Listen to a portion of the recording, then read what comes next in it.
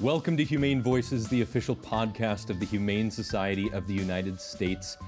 I'm here with Carrie to talk about keeping your pets safe during these hot summer months, both at home and when we travel. Carrie, there have been long stretches of days, at least in the greater Washington area where I'm at, where you're at, where it's been over 90 degrees. How has Floof been holding up? How have your pets been holding up?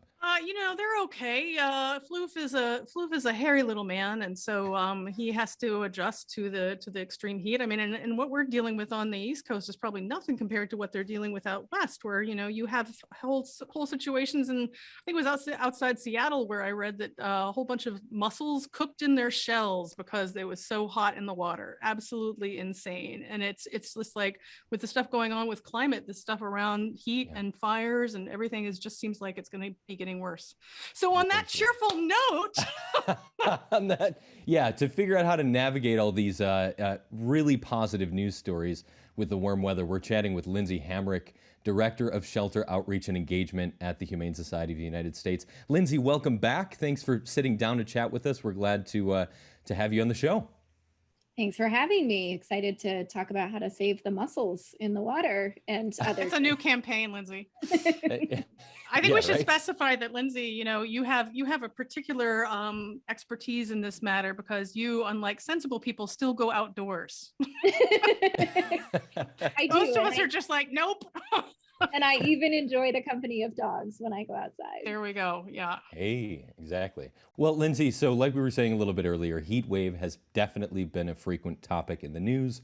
We thought it would be good to discuss some tips of taking care of your pet in this heat, and also take a moment to talk about, if you're taking a summer road trip with your pet, what to look out for and prepare for before you take the trip. But at least to start off, I think the biggest thing right now that's a topic in the news, I can't believe people still do it, even with air conditioning on, is leaving pets in the car. Why is this dangerous? So, as I think many people know, you might think that cracking the windows in your car will give enough airflow for your dog or cat while you're running in to do some errands, or you think you're really only going to spend like 30 seconds in Target. But honestly, if you're going into Target, let's face it, you're probably spending 2 hours buying things that you don't need. So, no offense to Target. No offense to Target. No offense. This is why we spend 2 hours in there. I'm very good at this.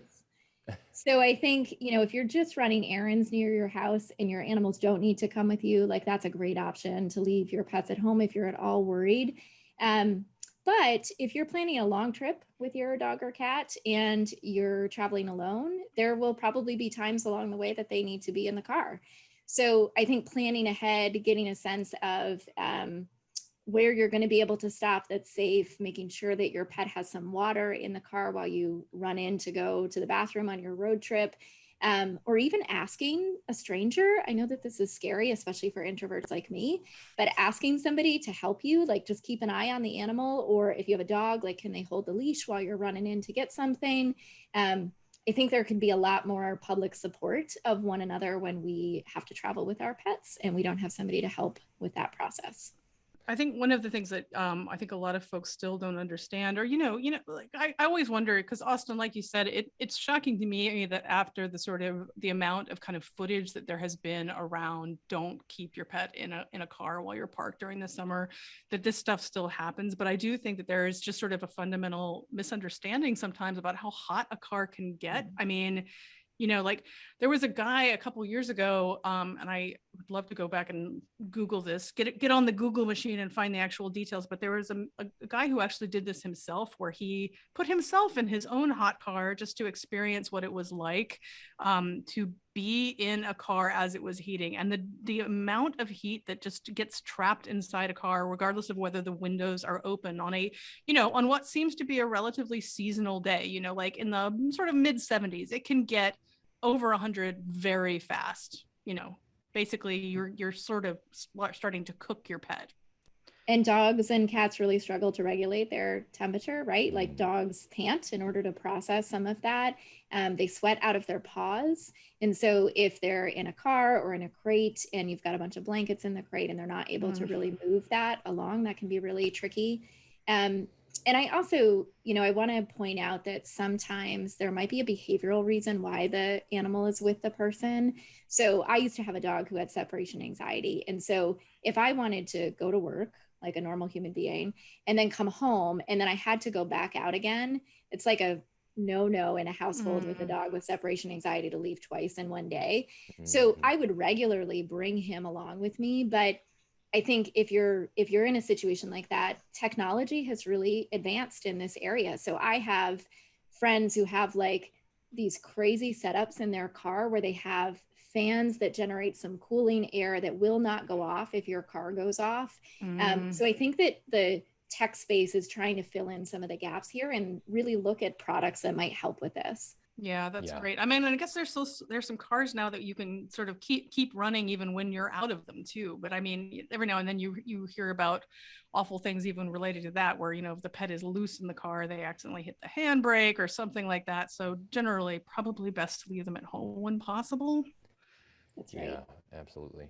I've always been curious. This might be getting a little bit too much into the weeds, but I always thought like East Coast versus West Coast, dry heat versus humid heat. Does humidity factor at all into how this heat is going to affect your pet? Like you talked a It's little like bit the about Tupac self-regulating, Biggie but of heat, Austin. The East Coast, West Coast beef. yeah, let's do Yeah. that. That sounds cooler. Yeah. I mean, as a New Englander, I'm constantly drenched in sweat because the Yeah. humidity on the East Coast is just ridiculous. So I would say anecdotally that it feels worse here. But, 120-degree dry heat, whatever that means, is also, it's still going to create a greenhouse effect in your car, even if you crack the windows. So, whenever possible, leave your pets at home. And if you're planning a big road trip, that's awesome.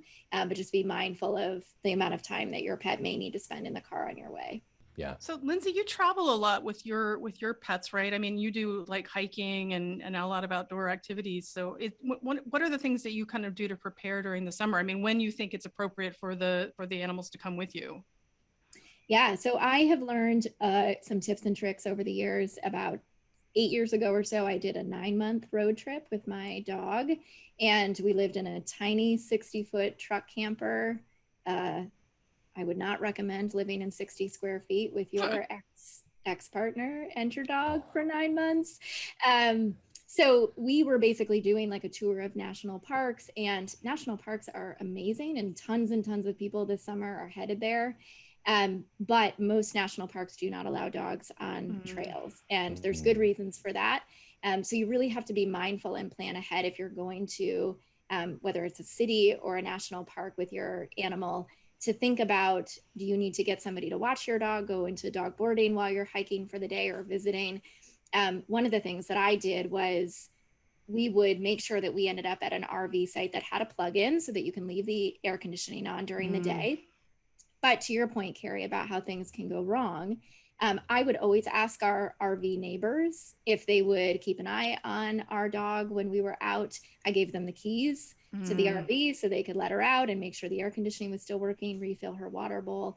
And by and large, especially if you're on a road trip and you're traveling, people are just so, I mean, most people really want to watch your dog. Like they wish they could just take your dog. And so they're probably missing their own dogs. Yes. So don't be afraid to ask for help. And, keep your visits when you're leaving your animal as short as possible, unless you've got somebody watching them the entire time. And probably be judicious about who you're giving the keys to. Like if you see a dude in a panel van with "I am a serial killer" spray, like don't give the keys to that guy. Like that's not the guy who looks after the pets, right? I mean, he might be Viewer great choice. at dogs. Right. Like, Good point. Right. If you're not a people person, maybe you're a dog person. It's totally, right. yeah. Okay. That's all right. And I'm actually going on a road trip next week with my Chihuahua, Grandma Baguette. And so I've been thinking about, I got to drive like 14 hours by myself. So I've been thinking about like, where are we going to stop? And some rest stops now have those, I have mixed feelings about this because I have control issues, but they have those little pods you can shove your dog into and it stays cool while you run into the rest stop, and then you unlock the thing and take your dog back out. I haven't used them yet, but I'll let you know if that becomes a tool in my toolbox. Yeah, I'd love to hear about that because seriously, I think my control issues would kick in there too, because I would be like, that thing is going to break as soon as I put floof into that thing. That's when it's going to break down. That's can you imagine what I would your be thinking dog the entire, yeah. like inside of this glass bubble at a rest stop. Like, what? Yeah, I'm not signed up for this. Yeah, Floof would have some words with me, I think, Oh yeah, for sure. There would be a grudge for hours after that trip. So, Lindsay, I'm curious, what were things that you prepped prior to your trip? Was there anything that you thought of in terms of your dog, uh, like records or any other things that you prepared to bring prior to the trip starting? Yes. So whenever you're traveling with your dog or cat, make sure that you have any vaccine records with you that can just be right on your phone if necessary. You don't necessarily have to dig out all the paperwork. And honestly, we're all kind of getting in the habit of this because we got to carry our own vaccine cards now. So just add your dog or cat's rabies vaccine to that. And that way, if you find yourself in a situation when you're traveling that you do need to board them, maybe something came up unexpected, then you've already got all the paperwork that you need to be able to drop them off. Or if, by chance an emergency happens and you need to bring your animal to a vet clinic, they can very quickly see where your animal is at medically. Maybe it's a holiday weekend, they're not going to be able to reach your regular veterinarian to get that information. So having records is really helpful. And then also make sure that your dog or cat has a collar and a tag on just in case they get lost. Microchipping, as I think we've talked about before, is really the most foolproof way, as long as the information that you've connected to that microchip is up to date. And just a heads up, microchips don't track your pets. They just allow for permanent identification if your pet ends up lost and goes into a shelter or vet clinic to get scanned. Yeah, when we've traveled in the past, we've frequently left our dogs with my parents. And one of the things that I try to do when we're going away, especially if we're going somewhere where we can't be back within an hour or two, is we actually transition the dogs to a collar that lists my parents' contact information first and then my contact information second. Because it's like, they can call me in Mexico, but maybe I'm not going to be able to fly home immediately.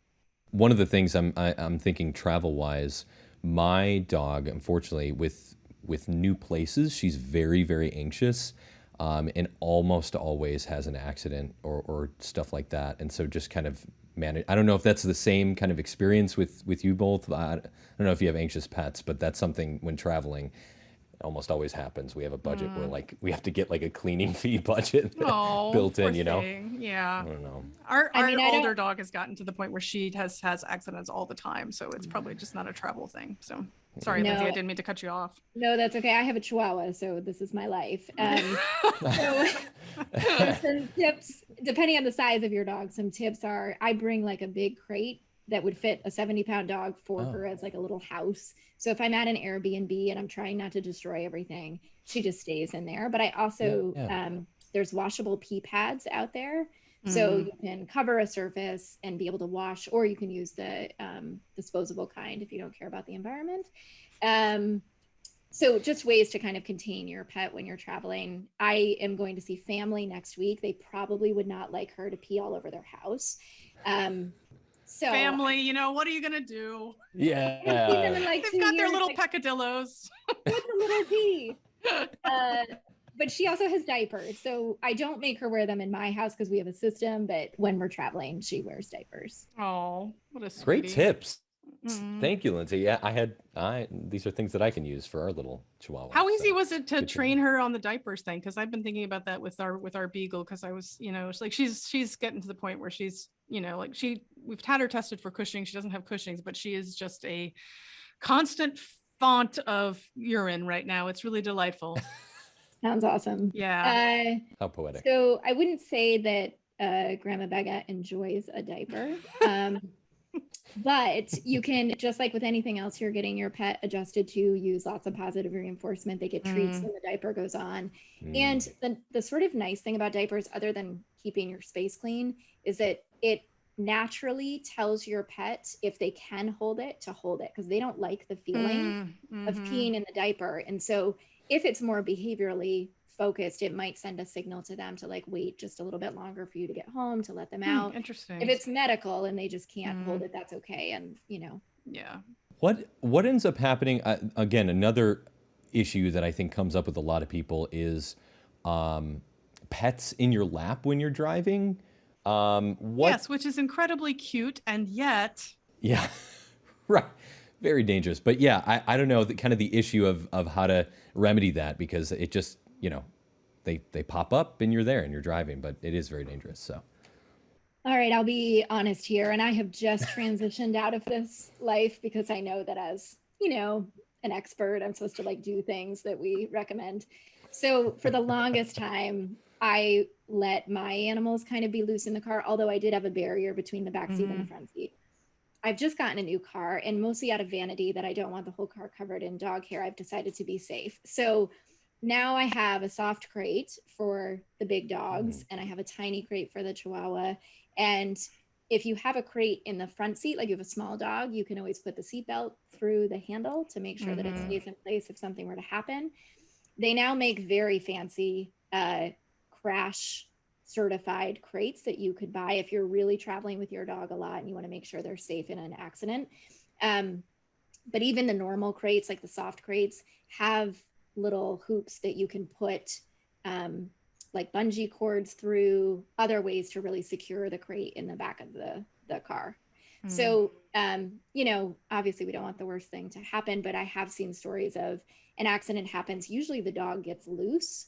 And so then you're like, the first responders are trying to deal with the people that were involved. And then like for weeks later, you're trying to find this dog that escaped. So I am transitioning to a safer travel experience for my pets. It's tough because I frankly, whenever I'm driving and I see someone with their dog's head sort of sticking out of the car, I'm torn between thinking that is the most adorable thing in the entire universe, and I'm going to pull alongside and talk to that dog because he's so awesome. And then I'm like, no, probably I should pull alongside and give this person a lecture, but I don't do that either. And so I just keep it inside in a giant ball of anxiety. It's really healthy. Push it down. And I've had an experience myself where my golden was a little nervous about like things crashing, and the barrier between the back seat and the front seat was one of those metal ones that wasn't really set, and it tipped. I was sitting at a stoplight and it tipped over, and she jumped. I thought the window was not as down as it was. She jumped out the window at the intersection. And so I'm then that crazy person, like, right. And then everybody got out of their cars and helped me get her back. So I was like, oh, like maybe I shouldn't put the windows down that far. And so also maybe people are awesome sometimes. That's great. Yes. I mean, hooray, you were surrounded by nice people at a moment of total crisis, which is always nice when that happens. Because sometimes that's not what happens. She was a golden retriever, so I think most people were trying to steal her, but it's also really nice. The other nightmare fuel that I always think about is, again, my anxious dog, whenever she's afraid, she like goes down in the back seat. She like kind of like burrows in. And I'm just so afraid that if you're driving, goes down in the front seat while you're driving of the gas pedal or brake pedal. And that's just freaks me out. Totally. Yes, it's great.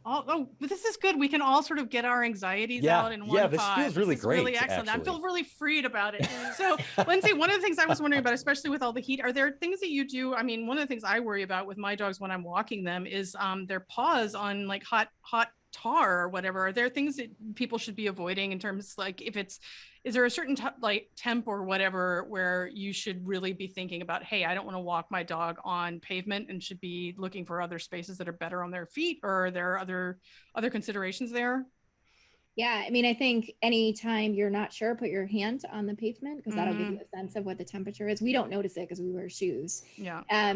Anytime in the hotter months that you can take your dog out early in the morning or later in the evening, change the time of the walk if you can.